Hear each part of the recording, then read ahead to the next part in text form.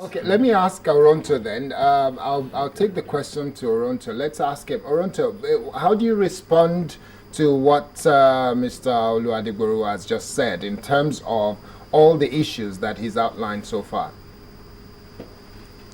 Well, I almost thought that Oluwadegboru is not living in Nigeria until I realized that he's a colleague. He's a, you know.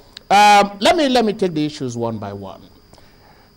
If you want to fight corruption, the first thing you do is to build strong institutions. The nations that Adegboru and the rest of the people compare Nigeria to, they first of all build strong institutions. So when Dr. Jonathan came into office, he looked at the question of corruption and he said, Nigerians don't have faith in Farida, that Mrs. Farida is not fighting corruption, that Nigerians have faith in the Ribadu-led anti-corruption campaign. And there was one man in the Ribadu corruption campaign that was at the engine room of that campaign initiative, and that is Lamode.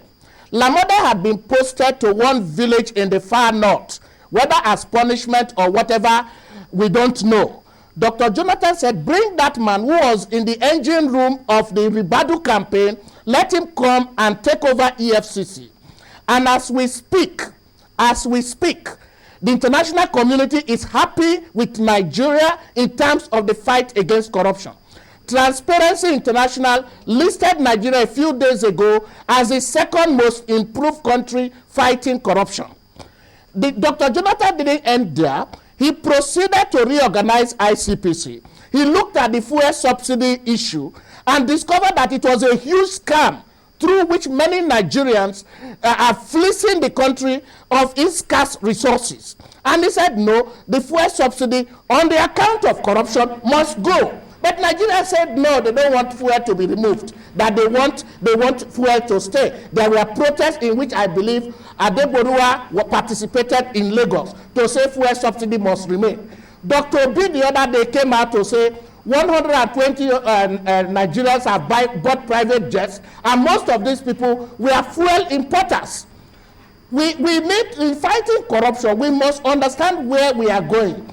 Build strong institutions, independent institutions that government will not interfere with them, so that it can deliver on the anti-corruption promises that the president mentioned. That is one. If you look at the universities, 100 Alimajiri schools have been finished, over 40 are currently operating, 9 new universities, which I mentioned earlier, 7 are already admitting students, and we must be very, very careful to understand that in building a nation, it is brick by brick, step by step. It can be done in 12 months. Lokoja, there was a problem in Lokoja. In less than 48 hours, a new avenue was created for vehicles to pass. And since day before yesterday, vehicles have been passing. The disaster of the flood is a global phenomenon. As an environmentalist, I can tell you that just go to the website and click England. What you'll be hearing from the United Kingdom is flood everywhere.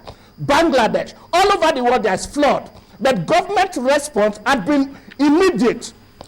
President met with the governors of northern Nigeria 2 weeks ago to discuss how to deal with the flood. Government moved in, set up a task force, Minister of the Environment, and all of that, including works, to ensure that they go around. They took helicopter to Adamawa, to several places, to put in place a framework to respond. Governmental action is not an action that is done individually. It is, we can sit back and say, oh, government, you ought to do this, you ought not to do that. Yes, citizens must do it, must say something. This report is intended to ensure that at every point in time, citizens can benchmark what government is doing, whether it's in agriculture, in aviation, in health, and so on. 500, that Nigeria is not on the 500 list of the best universities in the world cannot be achieved within a 12 months.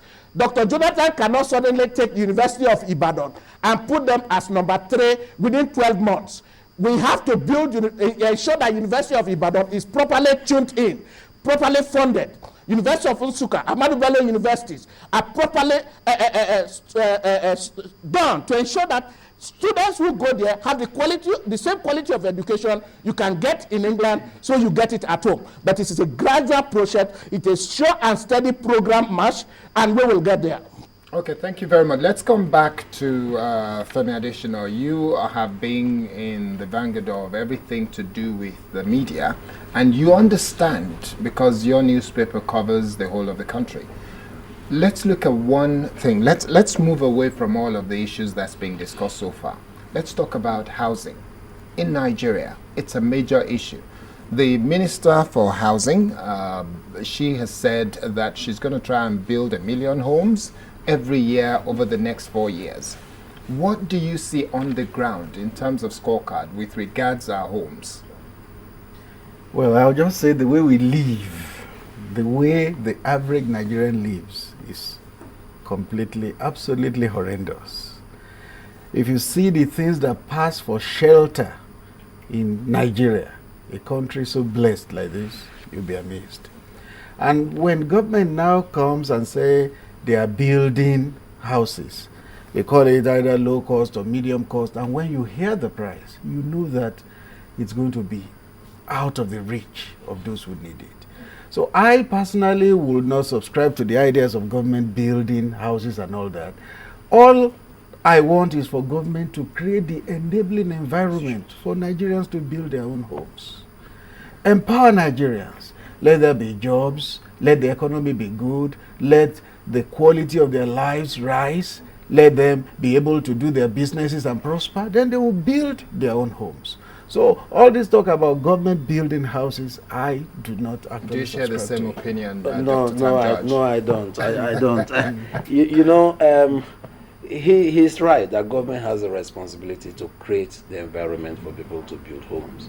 But let us not forget that providing food, providing security, and providing housing are primary responsibilities of government. It does not mean that private entrepreneurs cannot invest in the sector. In Singapore, 85% of the people in Singapore live in houses built by the Singaporean government. So government, because we have a tradition of government not caring for the people, when we have a government that now says, look, we want to build so number of houses for our citizens, people think that, well, government has no such responsibility. But my point is that government has a responsibility to provide housing for its citizens.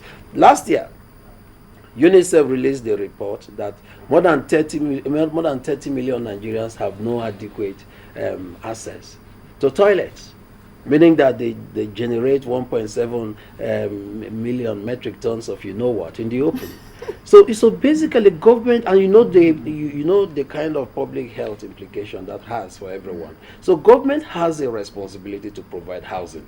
Will it mean that state governments or local governments or private developers do not have a responsibility? No, they all have a responsibility. But as a matter of policy, the federal government has a responsibility, through its relevant ministry to provide housing. So what I will suggest is that we understand the kind of progress government is making, not in terms of 1 year alone. In fact, I would go as far as to say that even in the 4 years, or should the president seek re-election, even in 8 years, this government cannot provide all the solutions to the problems that this country faces. So what we should be looking for is, are we, as you asked in your opening remarks, are we on a sure footing? Do we have the right trajectory on which we are traveling? So these are the things we should be looking for. I have seen the report, when it was presented to the media in Lagos. I have seen the report, and there is nothing in the report that suggests that this is the total outcome of what the government will do. What the report says, as I understand it, is that, look, this is a trajectory that we are establishing. This is what we are going to do. This is the roadmap. Those who criticize government should engage the government based on this developmental initiative. Is this sufficient? Is it focused? Is this something that will bring beneficent end to citizens of the country? So this is the most important thing, Kayode, I think, in this debate, is that for the first time in a very long while, we are having a debate about the development of society, rather than just worry about who is in office and who is not in office. Okay. We want to make sure